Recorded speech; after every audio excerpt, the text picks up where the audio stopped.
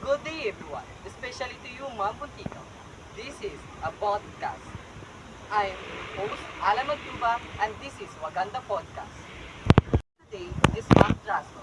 Welcome to Waganda Talk Show, Ma'am Traso. Si Ma'am Traso, Good day, ma'am. ay ito yung katanungan mo sa Waganda Podcast. Naranasan mo na bang Yes. Kung ganun, paano mo naman ito nahahandle? Na-handle ko ito sa pamamagitan na lamang na hinahayaan ko na lamang ito dahil kung mas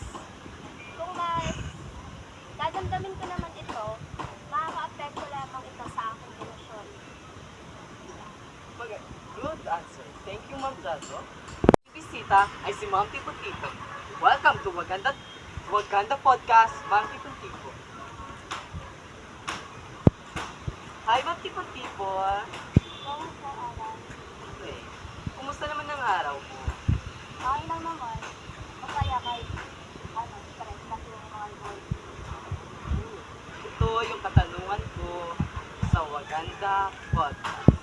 Naranasan mo na bang Yes po. Kung ganun, paano mo ito nahahandle? Na-handle ko ito sa pamamagitan ng kapag nabubuli ako like sa school. Tapos sinasabi ko sa nanay ko para makausap yung nanay nung nagbubuli sa akin. At good idea. Thank you, Ma'am Tipo-Tipo.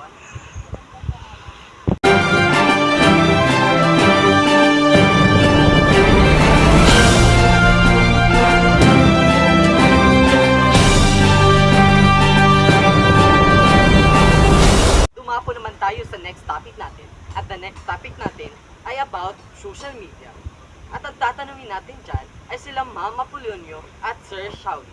At ano ang karanasan nila sa mga social media?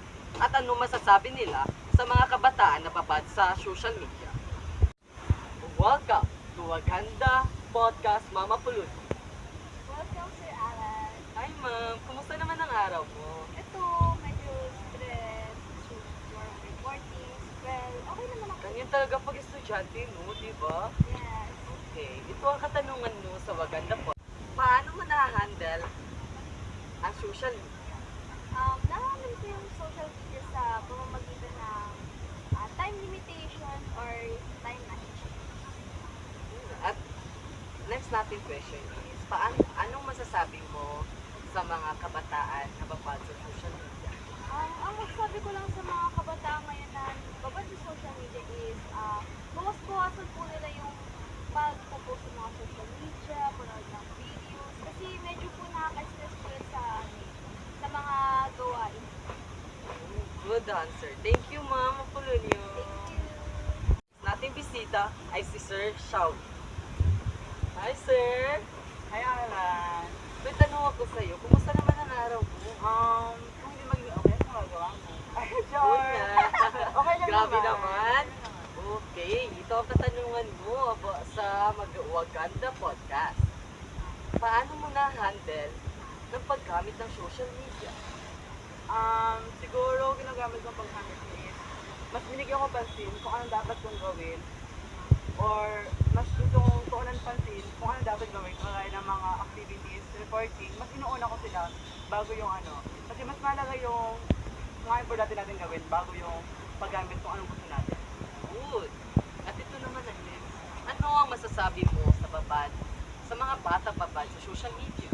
Ang mabibigay ko lang advice sa mga kabataan, bawas-bawasan ang paggamit ng social media kasi nakakahaligom sa mga tao. Like, hindi mo mabigyan pansin ang yung pagiging academic achiever, babawasan yung mga dapat mong bigyan pansin. Thank you, Sir Sawi. Mga kabataan na babad sa social media, ito ang masasabi ko sa inyo. Bawas-bawasan ang paggamit ng social media. kasi nakakasira nito sa ating mga katawan.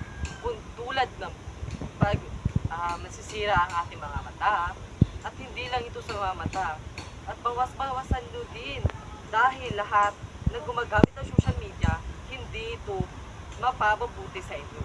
Lalong-lalo na sa pag-aaral. Hindi nyo magpo-focus sa pag-aaral ninyo kung babad kayo sa social media. Yun lang mga kabataan at sana maunawaan ninyo kung bakit kami nagbigay ng advance sa inyo. At dito nagtatapos ang aming Waganda Podcast. Maraming salamat!